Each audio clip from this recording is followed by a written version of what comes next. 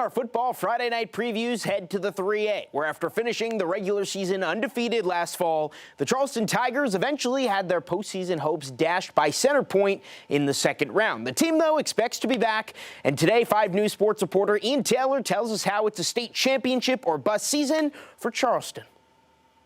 Year 4 of the Ricky May era begins in Charleston with the Tigers coming off back-to-back conference titles. But a playoff loss by less than a touchdown fuels returning players to make a run at their first state championship since 2014.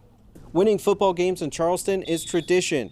With only one losing season in the last 7 years and 4 conference championships during that span, it's easy to forget this team hasn't secured a state title in nearly a decade. However, if you say that to anyone on this team, you'll quickly learn they haven't let that fact go by the wayside. Two-time All-State quarterback Brandon Scott takes the reins for the 3rd time.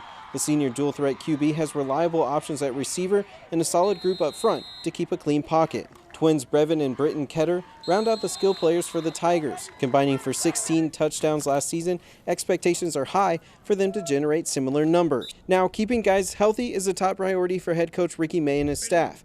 But for players, confidence is high. The team has bought into the system and play for one another. And despite the regular season success, a state championship is the final goal. We don't consider we could have good seasons, but we don't consider it really successful unless we bring the home state championship. It boils down to you being the best you can be, and so a lot of times we don't worry about everybody else. We just got to make sure that our mindset's right, our heart's right, and that takes care of the rest. State title is probably the most important thing, but and then again, you got it's all about the family that you have, and the team that you have, and what y'all do together, what you make together.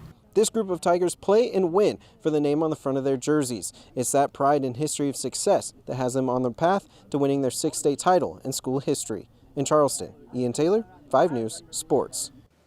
So things looking good for those Tigers, who will start the season with some really good competition, taking on both Elkins and Ozark, who are both really solid last year. And then a home game with Nashville before Charleston looks to keep that unbeaten streak in conference play alive.